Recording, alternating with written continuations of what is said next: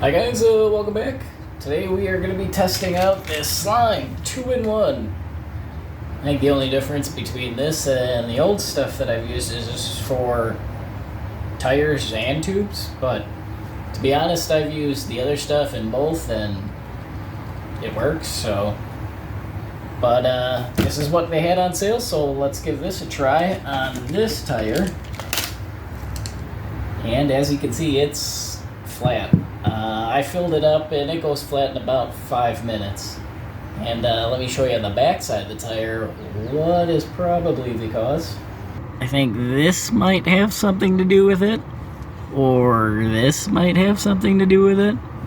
To set this up, we need to open that up, jam this guy in there.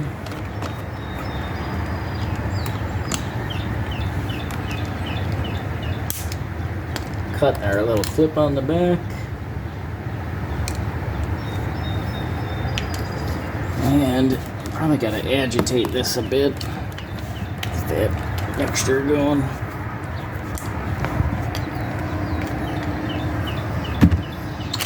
And it also comes with a valve stem core, which we'll try it. I've broken these little tabs off before, so we'll see how long they last, but then we need to get this valve stem at the bottom of the tire, so we'll just roll it forward. There it goes.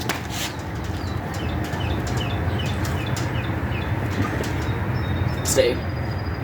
We got to take the valve core out. So we'll use the little tool here and you just spin it around.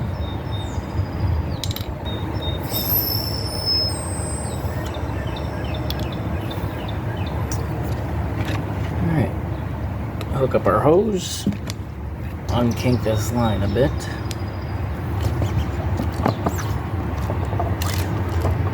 And there is a set number of pumps for each tire. Let's see what this one says. Garden tractors, 8 ounces. So that's like 8 pumps.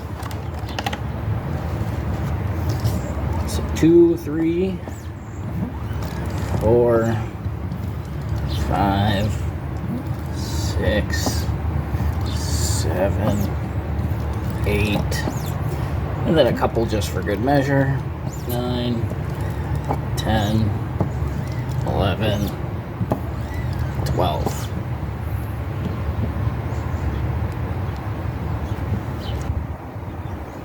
And jam our valve core back in. Thread our valve stem back in. And you don't have to go whole ham on it, just get it snug. And I'm just going to use this compressor. Let's fill it up.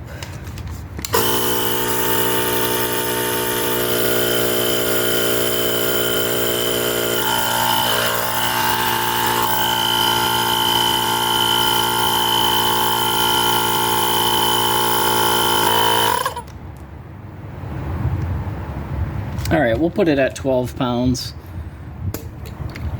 And then we have to go take it for a test drive so that it rolls around in there. So let's fire this thing up.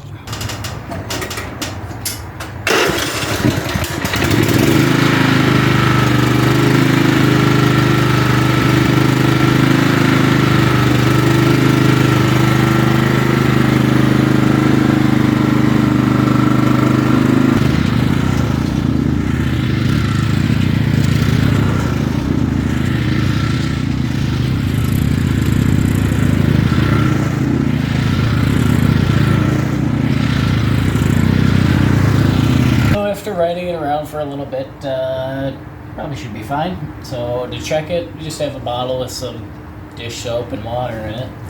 So we'll just spray it down and look for bubbles.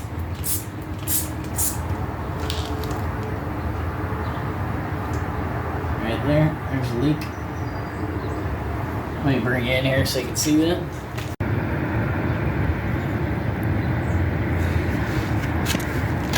Alright, so you can see where it's bubbling out here. Must be a gouge right there. I didn't quite seal.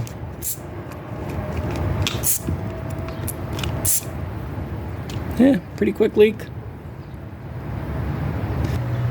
Well, after our little test drive, it's still leaking, and I think it might have something to do with the fact that I didn't read the instructions quite right. I read them, just not right. So I was reading wheelbarrow size, and I guess that's 8 ounces. I think we put in like 10, 12, something like that.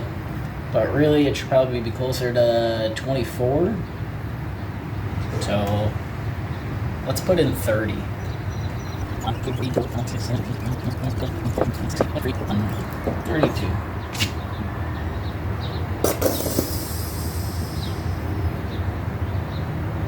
Put our valve core back in.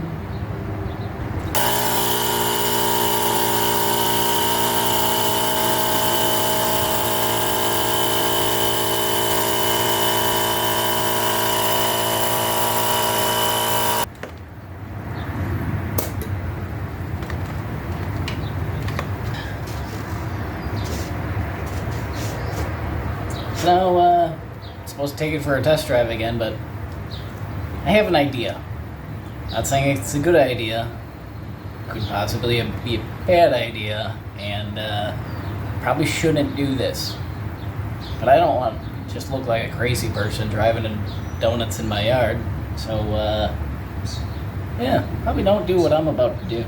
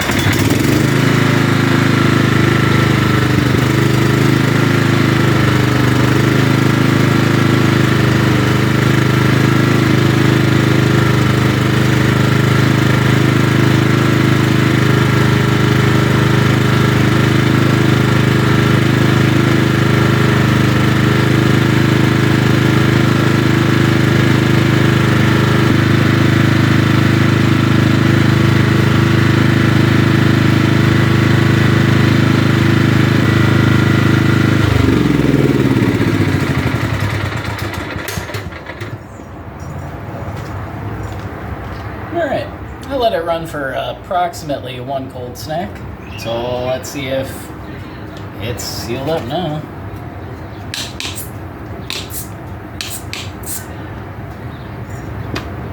Yeah, we still got a little bit of a leak in there. It's not coming out nearly as fast as it was though. This is where that big crack was on the back side, and as you can see, that side sealed up. A little bit of bubbles coming through, but we'll just let it set up. Oh, I think I'm gonna let it set up overnight, and we'll check back in with it in the morning and see if it just sealed up by itself. But look, it's like a bubble wand.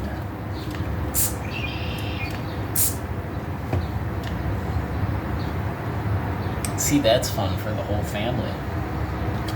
Bubbles. Well, it's the next day, and as you can tell, the tire did lose some pressure.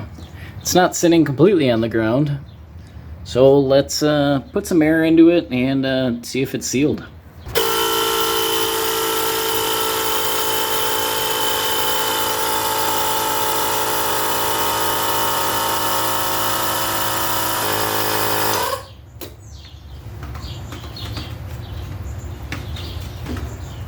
Alright, so here is the cut in this side.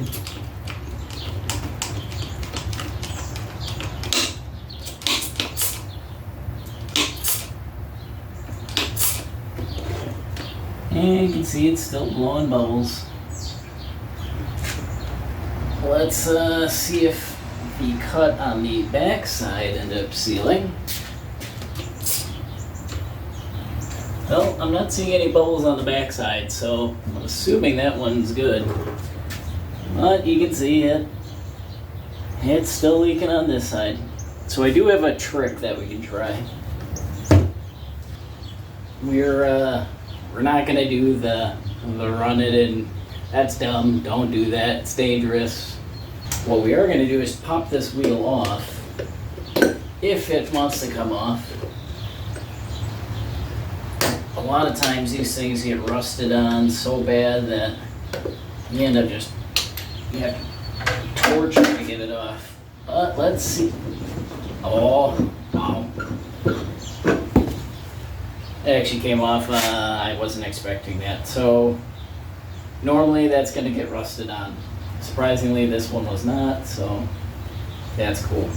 But what we can do is, since we already have a lot of that goo in there, we can just roll it around on its edge, because that's where the crack is.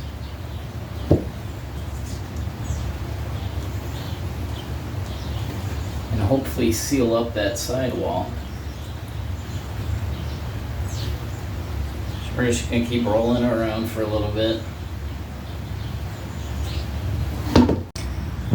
So here's the crack on this side. You can see it's making little bubbles, not leaking nearly as bad as the other side.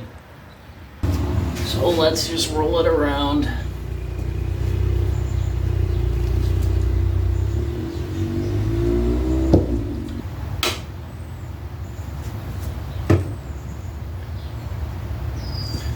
Alright, so it's leaking there. Let's leave it tip down like that. Prop it up slightly. And then we'll come back and try it on this side. This tire's been sitting on the side for probably about 30 minutes or so. Let's flip it over and see if the hole is sealed up. Here it is. So here we are. Here's the gash. You can still see a little bit of bubbling coming out of it. It's not terrible, and I would think over just being used it'll self-seal. But it'll be good enough to get this tire back mounted up. So in conclusion, does this stuff work any better than the original? I don't know. I would say that they both work about the same. I really can't tell much of a difference, if any. But I've had similar issues with big cuts and sidewalls. On the outside surface, it seems to work pretty easy no matter what, but on the outside sidewalls, they tend to be a little bit harder to seal.